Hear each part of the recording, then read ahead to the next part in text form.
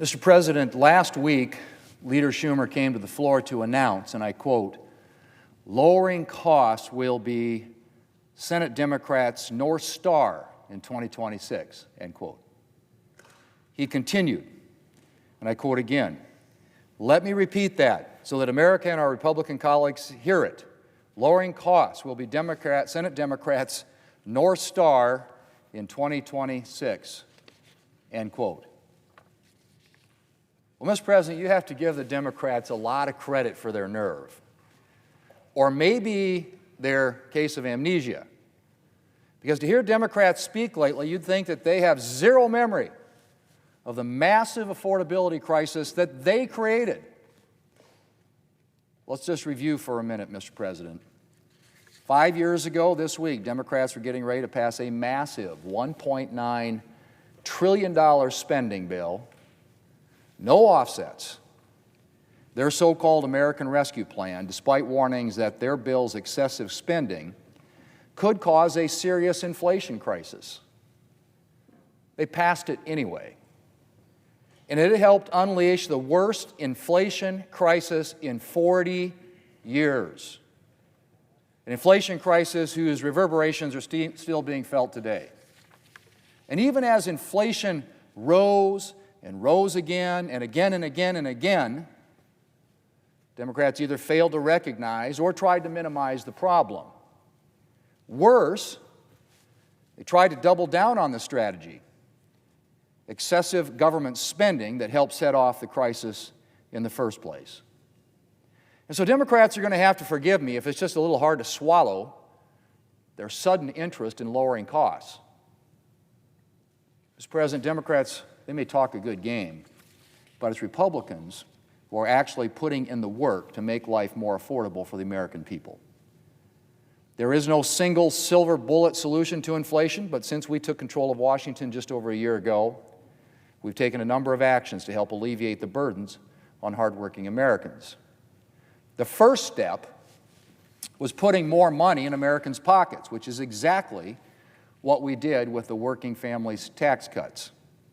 Thanks to Republicans' landmark bill, the American people are benefiting from significant tax relief this year. We prevented a $2.6 trillion tax hike on working families with no help, zero help from Democrats. They implemented a slew of new tax relief. And as Americans file their taxes, they're seeing lower tax bills and significantly bigger refunds.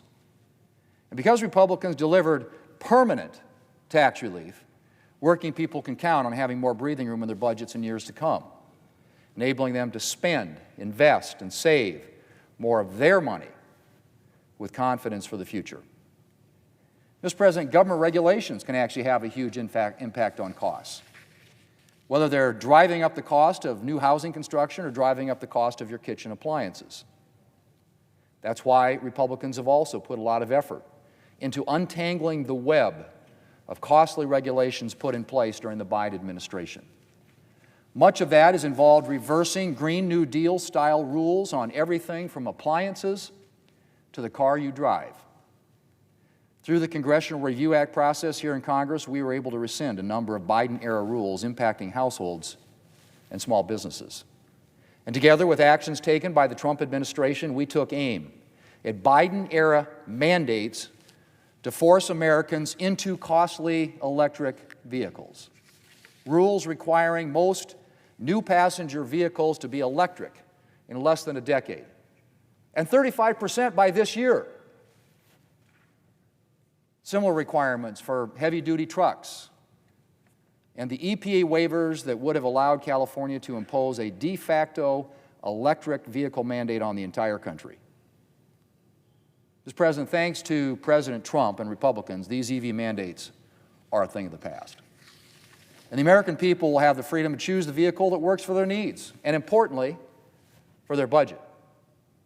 Mr. President, the Biden years were also characterized by a clear hostility to conventional energy production, putting us on a dangerous path to a future with more expensive and less reliable energy. Republicans promised to unleash American energy. And we've made a concerted effort to ensure America's abundant natural resources are used to the benefit of the American people. The Trump administration has reversed a number of Biden-era decisions preventing energy production in energy-rich regions of our country. Republicans also did away with the Biden natural gas tax, a tax that would have driven up energy prices even further and destroyed jobs in the energy sector. There's more to do to bring down the cost of energy and to safeguard our energy security. And Republicans continue to work to ensure that the American people have access to an affordable and reliable energy supply for the long term. Mr. President, Republicans kicked off 2026 by passing a funding bill that included a number of provisions to improve health care access and affordability. Among its most important provisions were measures to bring down the cost of prescription drugs at the pharmacy counter, which will complement efforts by the Trump administration to lower the cost of prescriptions. And this week, we've begun consideration of the Road to Housing Act, the most significant housing reform bill in at least a decade. We know that a lot of Americans are being priced out of home ownership. And this bill will go a long way toward making buying a home more affordable and accessible for hardworking Americans. Mr. President, the massive $1.9 trillion spending spree that Democrats passed 5 years ago helped set off a once-in-a-generation inflation crisis. And while Democrats may talk a good game about lowering costs, it's already becoming clear that should they again regain the majority in the next election, their strategy will be more of the same. More spending and bigger government, the same things that helped plunge our nation into an affordability crisis in the first place. Don't believe me?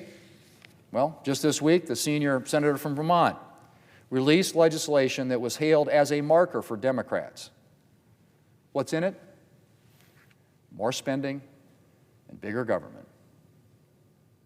But we saw how that worked out the first time, Mr. President. In fact, the country is still cleaning up from how that worked out the first time. Democrats may have amnesia when it comes to their record on costs, but I'm pretty sure that the American people don't. And I very much doubt that they're going to trust the people who caused this affordability problem to solve it. But I guess the Democrats can always hope. Meanwhile, Mr. President, Republicans will continue to act. We'll continue to work to put more money in Americans' pockets and to make life more affordable for American families.